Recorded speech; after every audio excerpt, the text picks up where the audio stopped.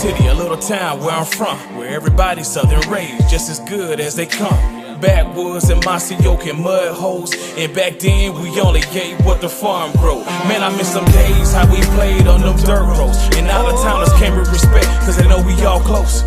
Yeah, southern pride, towing gun folks. Welcome to my city, I-75 South, just north of Lava. I'm from a city called Austin, Georgia, right on the border of Florida. I was raised on these dirt roads, mud tires, spin backwoods, woolly ride, this is small town living, yeah. Now welcome to my city, town, 229, turn it up so they can hear it loud. We eddied up with big trucks and heavy G's, pretty girls, good moonshine and whiskey. It's nothing like our dirt roads, you can bet that, son. I'm from a city, by any means, we gon' protect our guns. I hang with the rednecks and yee-yees. We get up in big trucks in the backwoods like Indians and teepees. This the home of the mighty, mighty Vikings. Wildcats, blazing, title town license winners. Pretty girls with country grammar. When I say about Austin, Georgia, I ain't talking about Atlanta. This a different type of city, where the woods are pretty, but get gritty, you hear me? What you know about that 229? You can find us on the Florida, Georgia line, where I reside. I'm from a city called Austin, Georgia, right on the border of Florida. I was raised on these dirt roads, mud tires, spin backwoods, woolly ride, this is small town living, yeah. Now welcome to my city, town, 229, turn it up so they can hear it loud. We eddied up with big trucks and heavy G's, pretty girls, good moonshine and whiskey.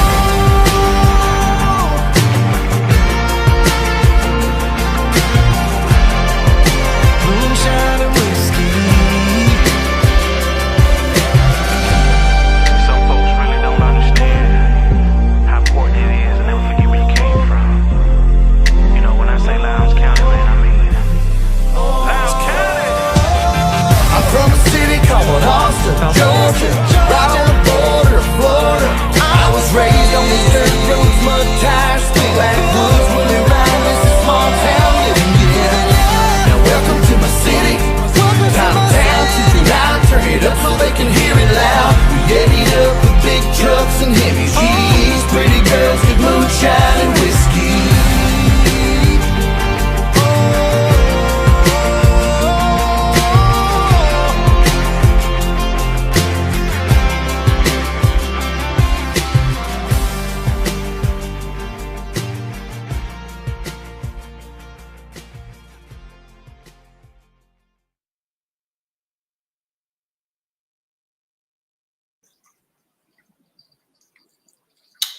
What's up, Title Town? It's Thursday night, and it's time to awaken the nation. You guys know what that is. You've had a long, hard week, and now it's time to focus on football at the Concrete Palace. You know what? It's week 4. Can you believe it? It's week 4. So you better get in some football while you can before the season gets away from us. Listen, before we get into tonight's broadcast action, thank you so much for joining us for the show tonight. Don't forget to like and share it on your social media. You ought to be getting into the habit of doing that every week anyway. Our Vikings are 3-0. You know, some would argue that those 3 wins were against easy opponents. Yeah, it's debatable one way or the other. I would argue that we've had at least two quality opponents. So with that said, let me go ahead and congratulate our players of the week from against the Central Gwinnett Black Knights from the Metro Atlanta area. Offensive player of the week, we got actually co-offensive players of the week. Mason Woods, he is on a tear. You know, when we lost our starting running backs due to graduation, we were all speculating who in the world would step up to be the guy toting the rock. Mason Woods, Eli Beard. It's actually what does the professor Armand Rashad call it? The Hydra offense. Well, it's like an 8-headed monster, if you will. But this week's offensive players of the week are Mason Woods and Gavin Yates Lyons. He's actually our what do you call it? Players of the week for special teams. Also plays wide receiver and kick returns as well. Defensive player of the week, we've got co-defensive players of the week. Malik Reddick and Garrick Harris. Garrick is one of those guys that's got a high motor. Man, he's coming off that defensive end with a vengeance. Malik Reddick's on the other side. So we ought to call these guys bookends. Congratulations to these two guys, our scout team players of the week, Vin Lee and Parker Pippin. So congratulations to these guys. Listen, tomorrow night promises to be a lot tougher as the Manatee Hurricanes come to the Concrete Palace. We are familiar with Manatee. You know, several years ago when we had a doubleheader played at Martin Stadium, I don't know if you guys remember that. You know, Lowndes took on Plant out of Tampa, and the afternoon game, if you will, Manatee came up and played the Ware County Gators. So we're familiar with Manatee a little bit. Then last year, they came up and played us in a regular season game. Man, it was close at half. Lowndes started to pull away in the second half, but this is a championship caliber team that they displayed in the state of Florida last year. And it's no different this year. They've already taken on some of the best in the nation. You know, they scheduled, of all teams, St. John Bosco. Now, Bosco, as you would expect, some polls have them at the number 2 nationally ranked team. Some polls have them number 5. All of them have them in the top 5. So Bosco did what Bosco does, right? They beat the team, but hats off to Manatee for facing down and staring a Bosco Braves team. And I think they're a better team because of it, as we saw last week. Had a pretty good win against their opponent last week. So tomorrow night, they come up to Martin Stadium to take on our Lowndes Vikings. Now, everybody has been asking since it happened, when is Jace returning? So as you know, Jace went down first game of the year. And so we had to adapt to that Hydra offense, and it's worked beautifully, right? But we're expecting Jace to return tomorrow night. I'm hoping that it's tomorrow night. In fact, if we strictly went to the Hydra offense tomorrow night, I don't think that's going to be enough against the Manatee Hurricanes. So we're going to need our offense clicking on all 8, 14, 32 cylinders, right? So anyway, looking forward to seeing Jace back in the starting lineup tonight. Listen, when you got the number 1 quarterback in the state, number 2 quarterback in the nation in his class of 2027, you gotta want that field general on the field, right?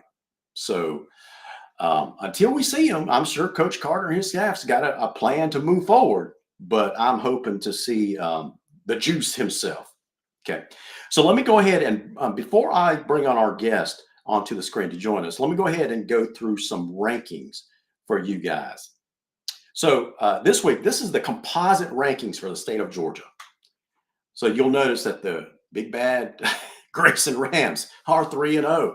And, you know, up until this week, they have been at least number 2 in at least one of the ranking services. But it's a straight across flush this week. Everybody, the consensus is the Grayson Rams number 1 in the state this week, followed closely by the Beaufort Wolves. Douglas County continues to surprise everybody. They're the 3rd ranked team in the state. Carrollton, McEacher. Valdosta has jumped us this week. Lowndes was number 7 last week. We've fallen number 8. No fault of our own. Probably reflective of the opponent that we played. Valdosta jumps up to number 6. North Gwinnett, having beaten a pretty good Colquitt County Packers team last week, jumps up to number 7. Our Vikings are number 8. Norcross 9, Colquitt County 10, followed by North Cobb, Newton, and Mill Creek. Something to keep an eye on, guys. Something to keep an eye on is this right here. We're a couple of weeks out from region play, right? We know where Lowndes stands, but how about the rest of the teams in our region? Camden County, they're 3-0, beat West Broward last week, facing, I guess that's Jean Ribault, I guess, or Ribault. I'm not exactly sure how to pronounce that. Valdosta defeats Dargery last week, takes on Jesuit of Florida, pretty good team down there. I would categorize Jesuit as a pretty high-quality team. Richmond Hill defeats the Everglades of Florida, 49-0. Will play a Savannah area team, New Hampstead, Tiff County, we gotta keep an eye on these pesky Blue Devils. And Jeff Littleton's second year as the chief helmsman up there in Blue Devils country, man. He's got those guys playing hard. Look at that score. They lost to a very, very good Lee County Trojans team, 41-33. Led that game most of the way and let it slip away in the fourth quarter. You know, I've talked to a lot of people, including some fans from both fan bases that watched that game. Some of them saying that Tiff County really should have won that game, but that's not the way the scoreboard reads, right? But hats off to Jeff Littleton and Tiff County Blue Devils. Those Blue Devils, I'm telling you guys, when they get to region play, they are going to be a handful to deal with. They're taking on the Bainbridge Bearcats this week. And then, of course, Coffee County Packers. Don't be fooled by their record, 1-1. They had to cancel one of their games due to weather, went up there and lost to a very, very good North Gwinnett team, 21-7. But hats off to Sean Calhoun taking the Packers on the road to the Metro Atlanta area, getting some really, really good road experience for those Packers. So they're going to be off this week. So one other thing to be on the lookout for, you see our Region 1 is on the left there. Take a look at Region 8. We like to keep an eye on Region 8 because this year in the playoffs, Region 1 is going to match up against Region 8 in the first round of the playoffs this year. Of course, look at the teams in Region 8. Beaufort, Mill Creek, Central Gwinnett, Decula, Collins Hill, Discovery, Mountain View. Now, the probably the top two is the one you got to keep an eye on, right?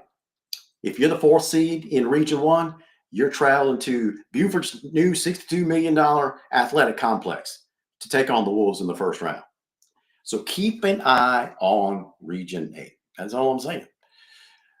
But we got to take care of business, the business at hand. And tomorrow night, the Manatee Hurricanes come to town. So with that said, let me go ahead and bring on our guest for the night. You guys, you'll probably recognize his voice. He called into the show as a surprise guest last year, right? As a surprise guest last year. Guy named Chad Show. He is the color analyst for their radio broadcast team.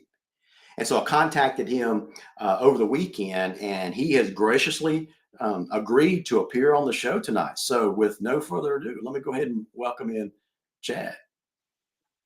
Chad, man, welcome to the Viking Nation Live. How are you? Good, man. How are you, Larry? Thanks for having me. Good. Your picture looks good. You're coming in loud and clear. Appreciate you coming on. Listen. Yeah, I appreciate the invite.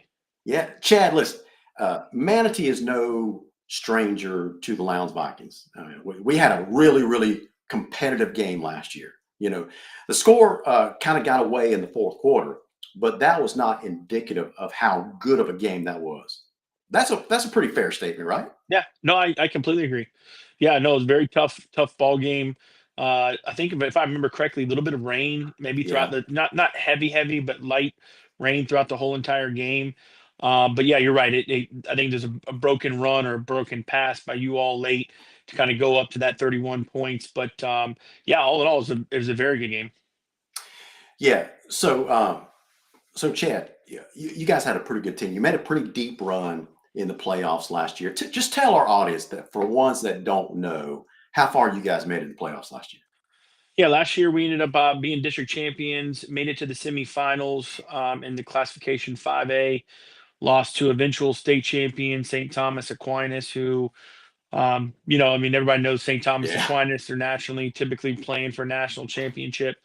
Lost in a very close game against St. Thomas. Unfortunately, our star running back, dislocated his shoulder going into the fourth quarter, which really changed the dynamic of the game. We were up when he went out and ended up losing by less than a touchdown. So, we fought hard. It was a home game.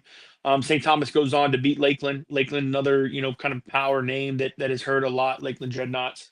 Ends up going on and beating them for their state championship. So, we thought we had a really good team last year and just couldn't get over the finish line, unfortunately. Yeah. So, Chad, when you guys played us last year, you struggled a little bit on the ground, but you had a lot of success in the air. So is it going to be similar this year? Are you a more balanced team, or what's Well, so what did you lose as far as your skill talent from last year coming into Yeah. this year? So offensively, we're a much different team from an experience standpoint. Last year we were senior heavy in our skilled positions, wide receiver, quarterback, running back, sprinkled in some young guys, with some backup play, especially at the running back position. Keith Smith is returning. Caden White played a little bit later on towards the year. It was Keith's brother, Keyshawn Smith, who was really good for us, ended up going to West Florida. Our quarterback at the time last year was Andrew Heidel, Yeah. 3 year starter, went to Army. We don't have that guy that's been in the system. We have a junior in Mason Summers, played a little bit. Logan Rogers is a senior that transferred in from us from Hillsborough County. And then on the wide receiver spots, a lot of youth, pretty much all juniors and some sophomores. Talented bunch, just inexperienced. Offense line is coming back. The majority of our offensive line is coming back. I think they're getting better as the season has gone on. Obviously, it's still a young season, but we came out of the gate playing really tough teams and major Division I talent, and I think that helped kind of get us used to seeing the talent that we're going to need to see to go in and to make a run in the playoffs playing at St. Thomas. But ultimately, lost a lot of our skilled guys on the offensive side of the ball, and same thing, same thing defensively. But we can talk about defense in a minute. But offensively, just replacing some skill guys. We got those skill guys. Just the experience isn't there. Yeah, so I was watching highlights of your game last week. Y'all played the Seminoles last Southeast week, right? Seminoles. Yes, Southeast sir. Seminoles last week. And so I was watching, and the thing that jumped out on film, and I went back and watched the replay of the Bosco game is, man, your offensive line, you're not kidding. You said most of them are coming back, or maybe all of them are coming back, and those are some big kids. What do you guys average up front? Yeah, we got some pretty big size. I mean, I think we're probably close to 300, probably about 6'2" ish. We've got some definite size up front. Majority of the kids juniors, left tackle as a senior. So we were hoping some continuity was going to happen from that offensive line, but we played St. John Bosco and Booker the week before that in the kickoff classic. And I think that talent, I don't know if we were absolutely ready for that talent, but like coach likes to say, listen, we want to have our kids experience the best. We want to be the best. So in order to be the best, you gotta play and beat the best. So I thought it was a good start to get those kids used to the level of talent that you gotta play and beat to become a state champion. So, Chad, we like to have a good time on this show. And I think in a roundabout way, I think he just kind of referenced the nature boy Ric Flair himself. A To little be bit. the best, to be the man, you got to beat the man. Yep, no doubt. No doubt. And Bosco's Limousine the last several riding. years, Bosco and Manatee, they keep trading places and being the man, right? They do. So They hats do. off to you guys. Yeah, So they were tough. Great organization. They were great group of players, coaches, and their staff coming in. Bringing them in from California and getting to stay in town. They were great. Very courteous. I mean, they fantastic group. And obviously ended up in a rain and only get to play half. Um, but I think you go back and watch that game. The score, I think to me there was a little bit closer than what the score indicated. Really close plays on especially from our defense, that I don't think they may not score maybe later on in the year, but our offense definitely struggled against their top notch talent on defense. yeah, so your head coach still Jaquez Green, right? Yes, sir. Yeah. So for our audience, if most of our audience are probably Georgia fans, but for our audience that may recognize the name John, he's been around some big time football, so the guy definitely knows what he's doing around the Yeah, football. Does Georgia he boy. have a does he have a goal of being like a national program? Yeah, I absolutely think, we want to become a national program again, right? You go back to 2011, we won our state championship. 2012, we were the number one team in the nation for most of the year. We beat Yeah. some really good teams that year, in Miami Central and some others. And we want to get back to that. That's kind of the standard of where we want to be, is known as a national program and winning state titles. And I think Coach Green wants us to be there too and is ready to accept the challenge. Gotcha, man. So, for our fans that are just now tuning in, guys, we've got Chad Show with color analyst with the Manatee broadcast team. Look, listen, kudos to you guys. There's not very many teams in Florida that we play that will actually bring up a radio crew. So, how long have you guys been doing that down there? Has it always been a tradition down there with Manatee? Yeah, we've done the radio's been around since the mid 80s, early 80s. And we moved to a live stream platform around 2008, 2009. So we have a live stream. We're on, our Manatee Football YouTube. So it's not just the radio. We haven't gotten rid of the radio portion because being a 105-year-old school, we've got some of Yeah, the older timers that listen to it on the radio still, and not, yeah. they're not streaming yet or on iHeartRadio. So we keep the radio broadcast going, and we won't be able to live stream this week because of the NFHS contract that Lowndes has. But we know that everybody able to go watch on NFHS. But we've been doing it for a long time. Gene Brown, Danny Carter, have pretty much been it from inception. As a kid growing up, I listened to the Dave Bristows and the Eddie Mulocks who started as well, and after I got coaching, I jumped in 2008, just kind of as a sideline, and then jumped in as the color Yeah. when we had someone pass, and I enjoy it. I love getting up in the booth and talking ball. I'm an old ball coach, so I love talking ball. So, so most of you skill guys graduated from last year. You've only got 2 games under your belt. One of them against Bosco. Had a pretty good showing against Southeast. So, are you guys relying on 1 or 2 guys, or is it too early in the season to know which of the skill guys going to step up yet? I'll tell you on the defensive side, there's no question we rely on our two middle linebackers and Ronan Dangler and Storm Hanson. Both those guys are seniors. We only got 3 seniors on the defense. Okay. Those two and Zaire Green as a corner. So, but those two absolutely anchor the defense, especially in the run game. We had 3 Division I guys leave us last year, defensive line guys that we were kind of suspect on how we're going to replace them. Our guys have done a great job up front replacing them, and I think it helps having the linebackers in the middle. So from the defensive standpoint, I think the linebackers are our anchors. A lot of young talent in the safety in the corner and sophomores. Jared Sanders has 2 picks last week, one for a touchdown. He's a sophomore. His twin brother plays sophomore. And so we're young but talented on the back end of the defense. Offensively, it's been kind of how do we? I think number one, Jaquan Williams is our guy. There's no question. I think from an athletic standpoint, wide receiver, he's the guy you want the ball in his hands. As far as quarterback goes, Mason's younger, but he knows the offense a little bit better. I think Logan's trying to get set in with the offense, being a transfer, but he's got all the tools. He's got a rocket arm. He can spin it. And he's got the size. He was actually offered out of 8th grade by the University of Florida with Dan Mullen. Dan Mullen's at UNLV and has an offer to UNLV. So he could be potentially a good quarterback, I think, once he settles in with the offense. It's funny, though, last week during about second quarter, we put in our third string running back, Malik Bryant, Yeah. and he goes off like 70 some yards with a touchdown. And I think that good competition is what's going to breed and push everybody else to the top. Keith Smith, Caden White, running back got to be able to perform. Now, going into the game tomorrow night, you got 2 good squads facing us off. How do you think the tone of the game is going to be set early on? In these big time matchups, you look for a team to have a spark early on to try to set the tone. So, what's Manatee going to try to do early on? My guess is between these 2 teams, I think it's going to be a defensive battle in the very beginning. Your defense is very stout. I know Johnson has been hurt. You said earlier he may play. He may not. Who knows what that status looks like? How healthy is he?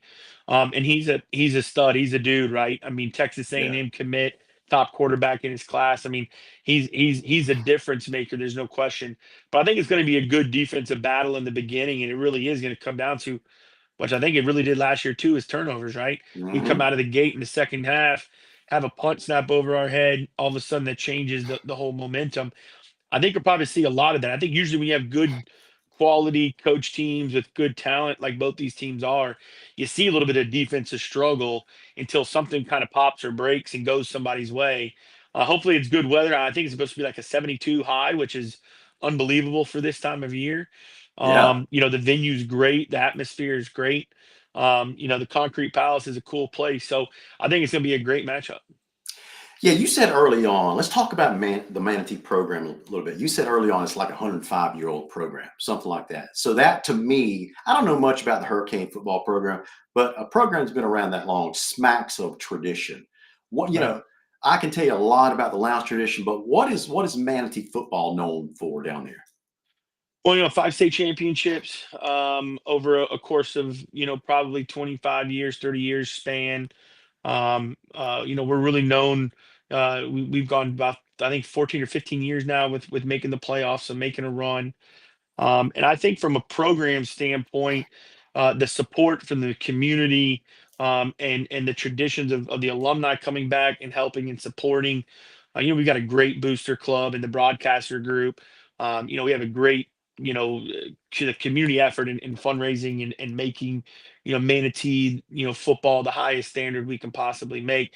I think that's probably the key. Is just it's the standard, right? We want to set the standard and set the excellence, not only with how we play on the field and what we do performance wise, but obviously, from an atmosphere standpoint, what the stadium looks like, what's the game day look like, what's the kids love the uniforms and how they look and how they feel, right? The weight room, the locker room, things like that. So it's a long-standing tradition. My grandfather was a principal for about 25 years. They're told at the school for about 36. My dad was a first state championship defensive lineman. My uncle Bill played. My aunt was a cheerleader on the '92 team. So just a lot of tradition, and that happens. A lot of generational stuff, right? Probably very much like Lowndes, generational. Going to the school, and it's special. It's a special place. Yeah, absolutely, absolutely. Listen, guys, if you're just now joining us, Chad Shope from the radio broadcast team for the Manatee Hurricanes, he's color analyst down there, joining us on the program tonight, talking a little bit of shop for a big matchup tomorrow night between our Lowndes Vikings and the Manatee Hurricanes. If you remember for the game at all last year, it was a nip and tuck game. We expect an electric atmosphere tomorrow night. So make sure you show up early and show out. So Manatee's known for great football. Lowndes is known for great football. Chad, one final question for you, and this is probably the most important. It's a long drive Sure. from from South Florida all the way up to Lowndes. So I'm assuming that you guys are going to use the opportunity to sample some South Georgia cuisine. What's on the menu for tomorrow night? So last year we had a little like smaller-ish party bus that kind of took the broadcaster group up. This year we're going in an RV, and going up and coming back. But we stopped at a little place, and it was given to us from a guy that does some sales and runs through Valdosta, and was like, "Hey, you got to stop at Yeah. um, this seafood place." And I don't know what it was called, but it felt like home. I want to say it was like this shack, something shack, maybe right outside the stadium on the other side of maybe 75. Mhm. And phenomenal. It was phenomenal. And so we'll go back. The oysters were great. They had some great food and some cold beverages and stuff. So yeah, we're gonna be back going to that same spot. I'm not exactly sure what it was called. But an old cold kind of rickety kind of building, just like we'd see here on the water for us, being on the Gulf. It just felt like home. So, but if you got any other suggestions, we'll definitely hear them. Well, we got listen. There's a whole list. I'll text you a whole list. But guys, Great. Chad, just keeping. Dustin Bubba Hart said Jack. Someone Bubba just Jack Crab Bubba Shack. Jack's Crab Shack. That's where it was. Yep. That's right. So Yep. if That's you the like place. barbecue, smoking pig is a local favorite. If you like Italian food, mom and dad's, although you got to prepare to stay for a while. It's kind of like a atmosphere type place. So that might not be the best choice for a radio crew that's in a hurry. Yeah. Right? So listen, man, appreciate you joining us on the show tonight. Yeah. Thanks for And the invite. yeah, so look forward to meeting you tomorrow night at the stadium. Yeah, absolutely. Thanks. Yeah. Good luck next week or this week. Not too much luck, just a little bit. I hear you, Thanks man. for having me. Thanks, Chad. All right. See you later. All right, guys. So that is let me go ahead. So that was Chad Shope with the Manatee broadcast team. That was a fun interview, right? Everybody, listen, I am so impressed with you guys. You know, I have to confess something. You know, I kind of reached out to Chad, about 10, 15 minutes before he was scheduled to be on. And I said, I honestly, I said, listen, it's going to be a Viking audience that you're talking to, right? And so just like every fan base, there's probably going to be some hecklers. So kind of ignore those comments. They might be trying to purposely get under your skin, that kind of stuff. He said, don't worry about it. I'm used to that kind of stuff. So, but I am pleasantly surprised that there was not a single heckler on the screen while Chad was on with us. So I'm terribly pleased. So thank you so much for doing that. Yes, Jason Anderson, I'm talking to you. Tim Neesmith, I'm talking to you. David Behringer, I'm talking to you. I expect, for whatever reason, I expected you guys to get on there and give them a hard time. But thank you so much for behaving. Oh yeah, it's been a while, honestly, since I've been to Bubba Jack's Crab Shack. I didn't know they were still open. Are they still open? Some good stuff. I've been there in the past. Always good stuff, right? Jason says, I was ready to be defensive, but he kept it classy. Absolutely. Jason said, I feel like you're talking to me. You best bet I was ready. Listen, Jason, I was talking to you. I was talking to Tim Neesmith. I was talking to Bubba Price. I was talking to David Behringer and several others. You know who you are. You know who you are. Travis Hart says, I was ready to say Lowndes by 50. Listen, as far as that goes, Armand must be trying to close another car sale at Hyundai. So can't blame a guy for trying to make a living, right? So he may be running behind. Chase Garnto, his son's on the 9th grade team. So I think he was picking up his son from the 9th grade game.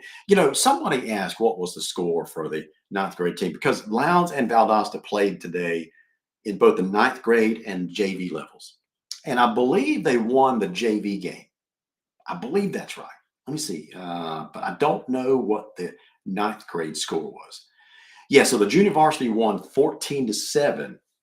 And I think the last I heard, it was 39-25. The 9th grade, Valdosta 9th grade was leading our 9th grade. I'm not sure what the final score was, but that was the last update that I had from Chase, because he was at that game. Okay. See, Wesley Stevens says, what happened to the light show? Haven't seen it. That's a good question, Wesley. Right after the game last week, that thought came to mind, and I meant to ask Danny Redshaw, but it just totally slipped my mind. So I'll ask him tomorrow night. So I'm not sure. I don't know if it was a GHSA rule thing, or if the administration just said no more. I don't really know. So I'll find out for you. Robert Lynn says, hope he has a safe trip here and a long, sad, but safe trip back. Absolutely, Robert. And I think Chad feels the same way. He went to say good luck for the rest of the, and then he remembered, hey, we got to play tomorrow night. So I'm sure he wishes us the best of luck. Other than that one game. So let's check into the comment line. You guys, Travis Hart says, don't forget it's a pink out game tomorrow night. So that's right.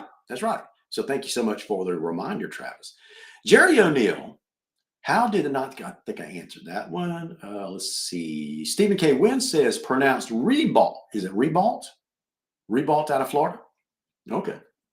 Alan Clanton says Tift might actually be back. They very well might be. Very well might be, Alan. So, is it Adrena? Adrenia? Black Shear Lion says, good evening, Vikings Nation.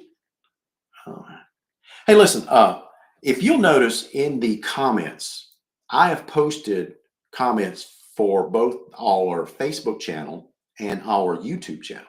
Okay. On YouTube, we're being streamed on a channel called National High School Football. That's where I post all of our podcast recordings of the head coaches from different programs throughout the nation, right? So I stream our show, the Viking Nation, on that YouTube channel as well. So anyway, I posted comments to that channel and to our Facebook page. It's basically a scoreboard link. The AJC has started doing a scoreboard on Friday nights, so you can check the scores from your games that you're trying to catch. There are other scoreboards out there, right? Score Atlanta does a scoreboard, although they tend to be a little bit behind. I don't know if the AJC is going to be even more up to date, but those are a couple of scoreboards that I know of. I think GPB might do a scoreboard. Of course, Chris Beckham does his scoreboard. That's more of a radio show. I'm talking about while you're in the stadium, you want to check a score on your phone, that kind of stuff. Here's one possible way that you can do it by clicking on that link. Go ahead, feel free to click on that link and save it. Don't do it now because that'll take you away from the show, I think.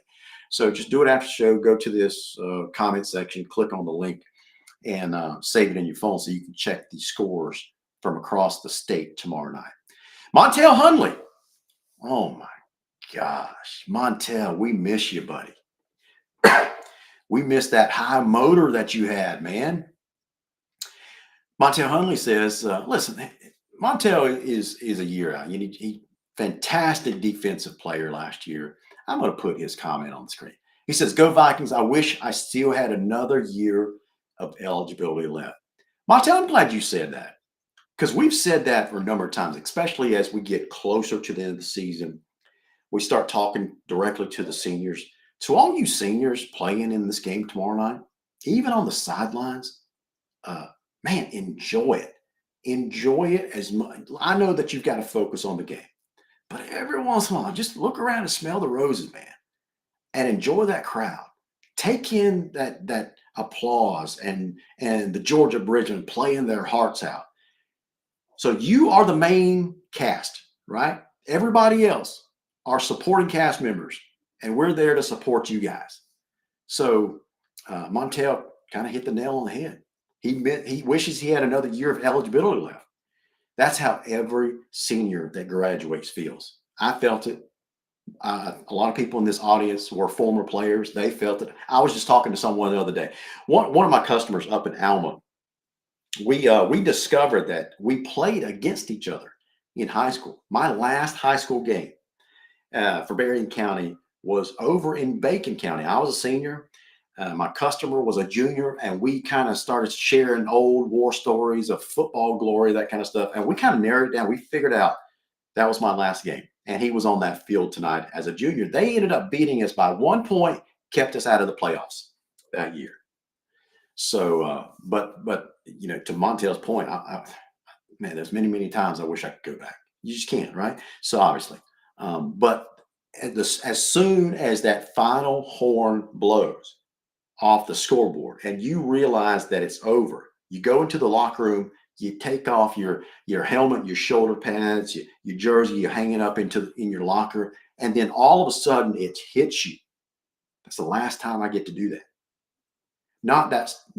That's the last time I do that. That's the last time I get to do that. It's a privilege to play the sports that we get to play. It's a privilege to go out there as fans, right? So when it's over, it's over. So Montel, kudos to you for recognizing that. Shane Lawson says, #1Lowndes.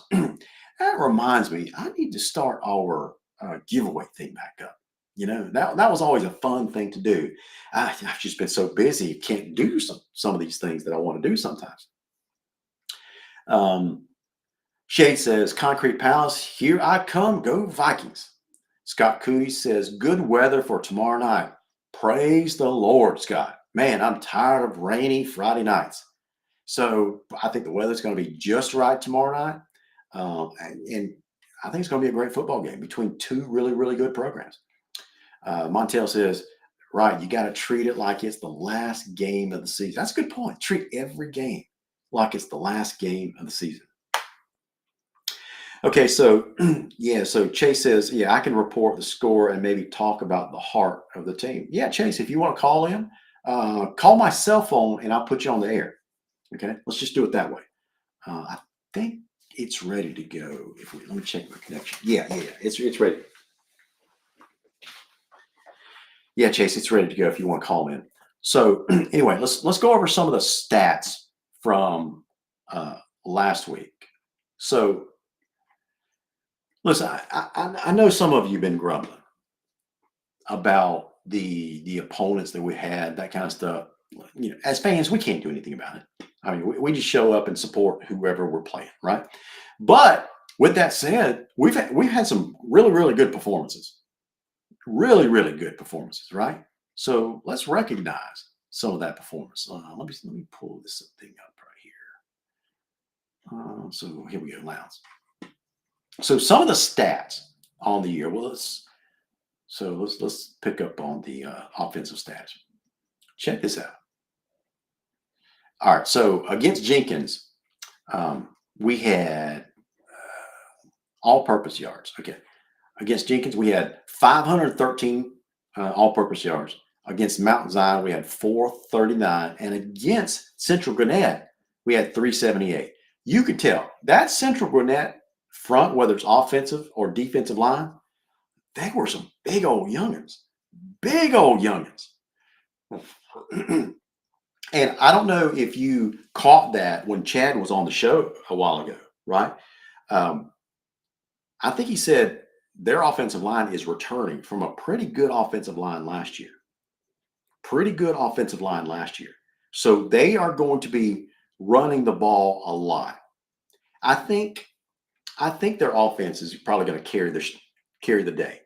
I think you've got two, he talked about two defenses that are going to be stellar and carry the day for a little while in that game. I think it's actually the complete opposite.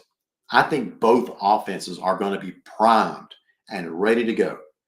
It's going to be led by their offensive line. It's going to be led by our offensive line. Our offensive line is no pushover themselves. We got some big old boys on that offensive line. They do too. You will see tomorrow night how big those kids are. They average across their front five, 6'2", 300 pounds. So our defensive front has got to get after it tomorrow night. I would not be shocked to see us rotating a lot tomorrow night. I'm talking rotating a lot because there's only so much pounding that you can take from a 300-pound lineman. And if you have five of those jokers, five of those monsters across the board, you're going to have some fresh legs for the third and especially the fourth quarter, because I'm expecting a 4-quarter fight tomorrow night. So that means fresh bodies in the fourth quarter. So I would not be surprised at all if we see more of a rotation on that defensive front than we've seen to date, especially if they put together long drives. Now, if they go quick strike and they go throwing the ball all over the yard, then that's a different matter. But some of these teams, I've noticed some of these teams are running at us more. And so, Manatee sees the film just like everybody else does. So I'm expecting them to challenge us up front tomorrow night. And if they have a little bit of success and able to grind some drives, some long sustained drives, we're going to need some fresh legs going into the fourth quarter. All right, so so we talked about our all-purpose yards. So where did those all-purpose yards come from? Now, obviously, without Jace, we've relied mostly on. I shouldn't even say mostly. We've relied 99% on running that Hydra offense, right? That 8-headed monster that we've been alluding to. So I expect us to get away from that a little bit tomorrow night. If Jace comes in, I think it's going to be more of a balanced attack. I think we're going to test their defensive front early in the game. I think we're Lowndes football. Our bread and butter is usually running the ball. So we are going to challenge them up front tomorrow night. And I think that's going to set up play action pass for us. Now, on the flip side, if we want to completely shock them, so one of the unintended side effects, if you will, of the Hydra offense that we've been running in the first 3 games is there's zero film that Manatee can get a hold of that basically diagrams our pass game. They don't know what our passing attack looks like. They don't know the skill guys at the wide receiver and the tight end position that we had. I mean, Wesley Wilder, he's a monster. That joker is a fantastic tight end H-back type of dude. We've got some guys on the outside that are definite speedsters. Kayvon Thomas comes to mind. You know, we got him involved in the game plan last week. So, I mean, I am not worried at all about our passing game, even though we haven't had a chance to demonstrate that passing game in the first 3 games. So I expected us to have a pretty good balanced attack tomorrow night. You got to keep those guys on their heels. So let me hear from you guys. Do you think that we are going to be run heavy tomorrow night because that's what we've been first 3 weeks and we just don't want to rush Jace into it? Or are we going to come out all guns a-blazing with our full frontal, all the assets, all the offensive weapons that we have? We just throw the kitchen sink at the Manatee defense. You heard Chad Show a while ago. I mean, he's highlighting their defense. So they must have a pretty good one, right? But I have a lot of confidence in our offense. I think our offense can score against any team in the state, whether it's Buford, Grayson, Milton, Carrollton, Colquitt. I think I would put our offensive firepower against anyone in the state. Just like Manatee, we've got a very mature offensive line, a very big, physical, athletic offensive line that's led by the IHOP twins. I mean, if you're a fan of the show, you know exactly what I'm talking about. And then you throw in Juice coming back tomorrow night with his weapons on the outside, and you've got this 4, 5, 8-headed monster in the backfield. So no concerns about our offense tomorrow night. I think the wild card is going to be how their offense is going to try to attack our defense. Are they going to try to keep it slow and grinding to keep our offense off the field? Or are they going to go quick up tempo and just, try to turn it into a track meet? If they turn it into a track meet, I like our defense's chance. If they try to run wide, man, I was telling, I think it was Chase last week, when Central Gwinnett would run at us and they would try to run wide every once. That's an awful idea. We have so much team speed from sideline to sideline. I don't know why any offense would try to go wide on us because we're going to track them down. So I don't expect Manatee to try to go wide on us tomorrow, whether it's a quick screen outside or, a running play, a jet sweep. I don't think those types of plays are going to work against our defense because of the team speed that we have at that second level. I think what they're going to try to do is just run it right at us with that big offensive line they have. The more I talk, the more I'm convinced. I think that's what they're going to do. They're going to try to run it right at us and then suck up our linebackers and then do play action pass. That's what I would do. That's what I expect them to do. So what are you guys thinking? So Jerry Safford says, don't see our running back Beard, not sure. You're talking about Eli Beard. I think that's Eli's first. I think, Eli Beard. Don't see our running back Beard, not sure. Jerry, what do you mean you don't see him? You're right. I don't think I saw him in the game last week. Is that what you're referring to? It might be. It might be what you're referring to. Okay. So anyway. All right. So final segment of the show tonight talks about our offensive line. Not offensive line. I don't know what I was talking about there. We started a segment after, I shouldn't call it a segment. We started a feature of the Viking Nation after the games, the post-game interview. Not interview, but post-game wrap-up show.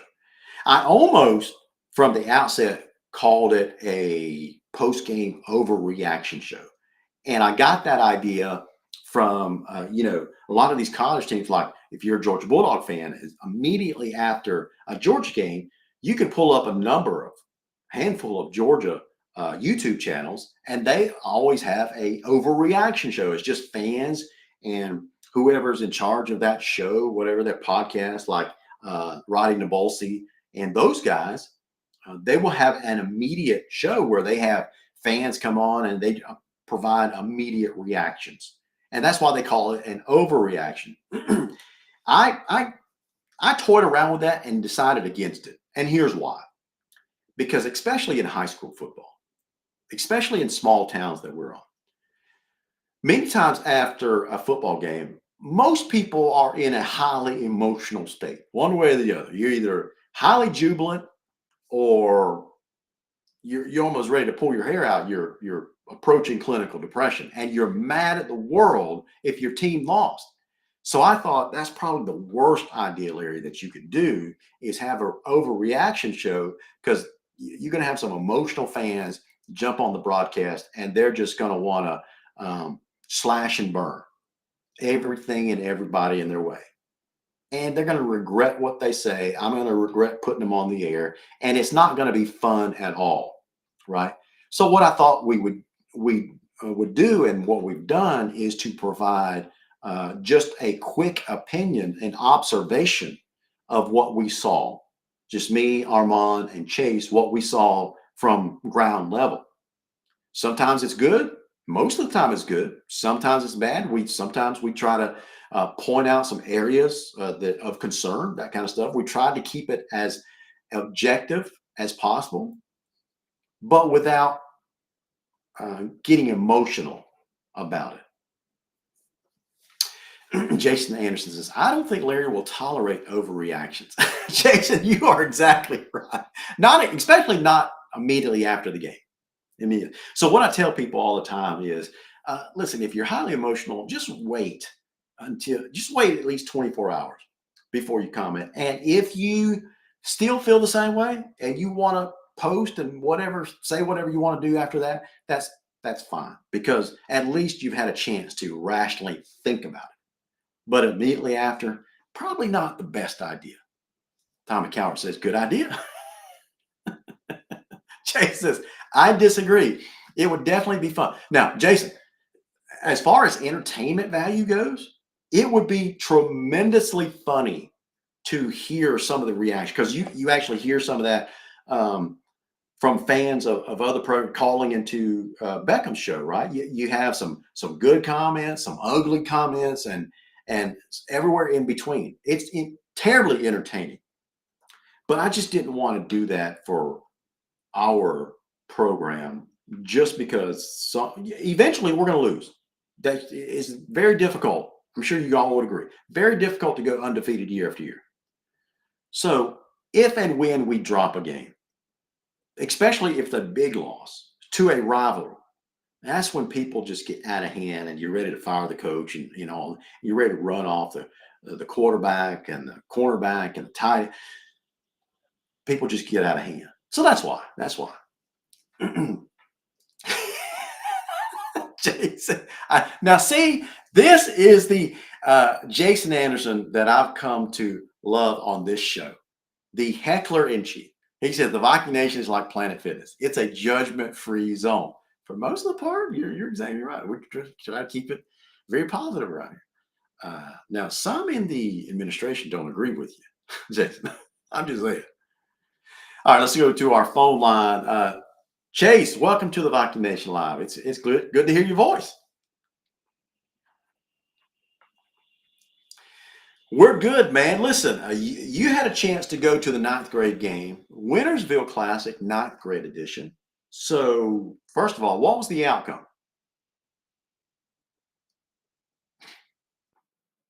Okay.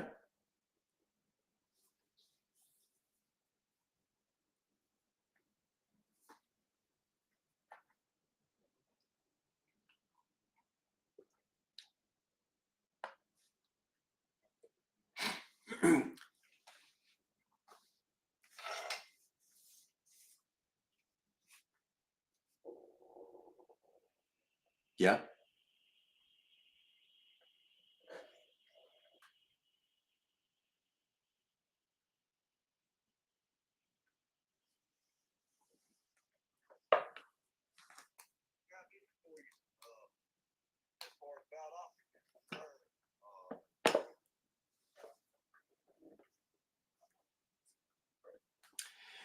Yeah, so we got some fans saying they can't hear you.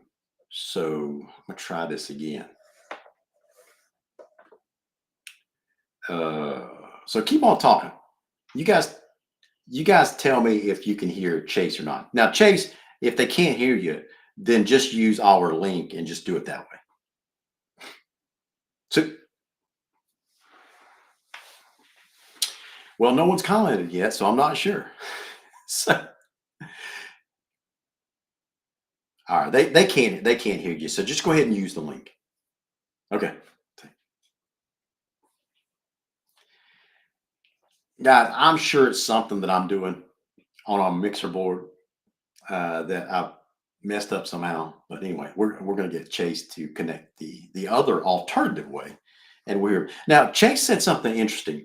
He said that he thinks the defense, the ninth grade defense, has found an identity. Chase, are you there? Yeah, I'm here. Chase. Okay. So you said, Yeah, can you hear me? yeah. Can you hear me now? Yeah, I can hear you. Okay. So you said that the defense has found an identity. What identity have they found? So they made a couple of adjustments personnel wise. They adjusted up front. Okay. They made a few adjustments in the secondary. Kind of changed a little. Kind of changed up a few things that they were doing. Yeah. And I think they found a solution to the problem they were trying to figure out. I think they found a few players that can flip the game on its head, can force offenses to change what they want to do. So that was good to see. But like I said, the hype around Valdos's future quarterback, Yeah. he's as advertised. Because the kid can run, he can throw, he is highly intelligent. He can adjust on the fly, which is, as a ninth grade quarterback, being able to kind of call your own plays, make your own adjustments. That's huge. That's a difference maker for a lot of teams. I got Uh, you. they got a big time receiver. It's a kid they call Vegas. Um, Big, tall, can go climb a ladder, can go get a ball. We got a couple of kids who I'm interested to see how they develop. I'll have to look at the roster to get his name, but it's number one. He's a really talented receiver. Got a lot of speed, a lot of length. Uh, Still trying to figure out the quarterback situation because they're rotating two quarterbacks right now, but that'll work itself out. But you know, being down 33-9 and still finding a will to fight Yeah. and finding a defense, a defense, making a couple of adjustments and putting some different guys in, and those guys, flipping the game on its head, flipping the defense on its head, and making a couple of plays, and getting your offense another chance at it. Uh, that's huge for a ninth grade team. Sure. And to be able to fight and get it within 8 points, um, against a really talented Valdosta ninth grade team, man, that's huge. And I mean, Valdosta's got size, they got speed. They're really really big up front. Mm. Um, so the next 4 years of these two teams colliding head on should be really really interesting as these two teams develop. Um, I think probably by this group's 11th grade year, the Wintersville Classic will be one to watch. It'll be a sellout max capacity, and that place will probably be rocking like never before. I got you. So you said that there was a quarterback rotation. So who were taking snaps at quarterback today? Jake West and who else? No, it was Jordan Parker and Holt Folsom. Okay, all right. So we saw some good stuff from those two young guys. Yeah, both guys can throw the ball really well. None of them, neither one of them are really breakout, really speed demon wise. They can run the ball enough to keep you honest. Both guys made some good plays with their feet. Made a couple of good plays with their arm. I think Holt had a couple of touchdown passes. Number 3, the running back, they call him. I think his name's Javion. They call him JV. Um, Now he reminds me a lot of, and I know some Viking fans are going to remember this name, others are not. Um, Chase Belcher, big power back. Oh yeah. Probably going to be a guy that we see Lowndes use moving forward in the next few years. Going to be like we did with Chase Belcher. Going to be inside the 30, just going to hand it to him and let him just pound it. Because I mean, he was running over people today. Gotcha. Okay. All right.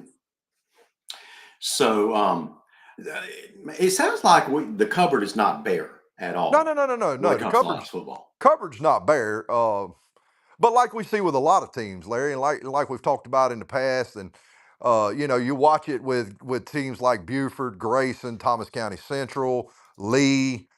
It all begins with development. The cupboard's not bare talent wise, cupboard's not bare size wise. It's going to depend on how they develop moving forward. Gotcha. All right.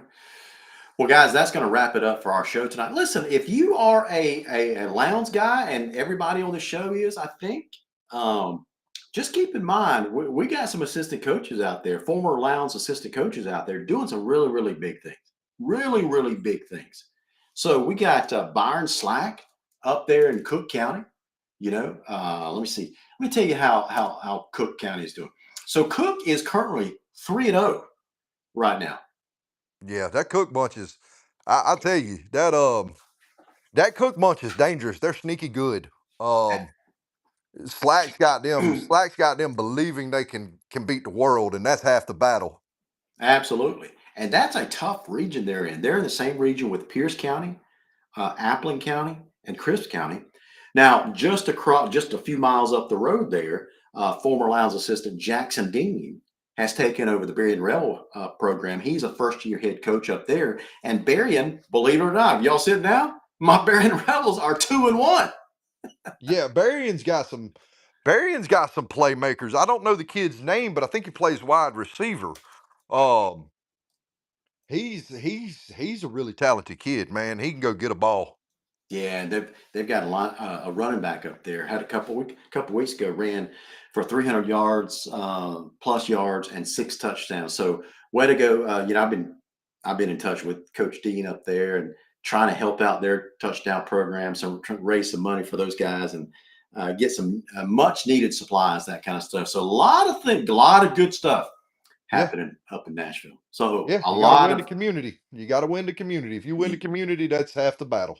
That's the first thing I told Coach Dean. You got to win that community. You got it. And I think he's well on his way to do that. Well, good for him. So guys, that's going to wrap it up for us tonight. So we're going to see you guys tomorrow night at the Concrete Palace, bright and early, 8:00 kickoff time. As usual, got a really good ball team coming into the Palace in the Manatee Hurricanes. You heard from their radio guy tonight, Chad Show.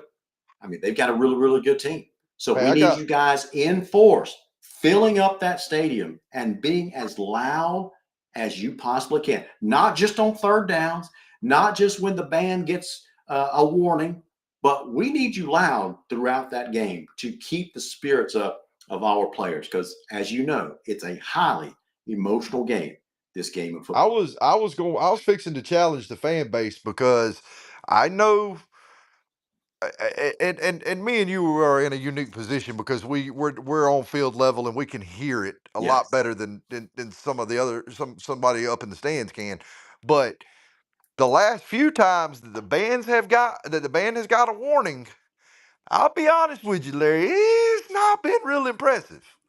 Like normally I have a hard time and I'm like, it's getting to the point where it's hurting my ears how loud the fan base gets. But y'all a little lackluster. I want to challenge the fan base to step it up this game. I mean, I want to be having to reach for earplugs while I'm down there taking pictures. Absolutely, man. Absolutely. So, Chase, I'll see you out there bright and early tomorrow. And for the rest of you guys, as always, May God bless every single one of you, and go Vikings. L's up. Go Vikings.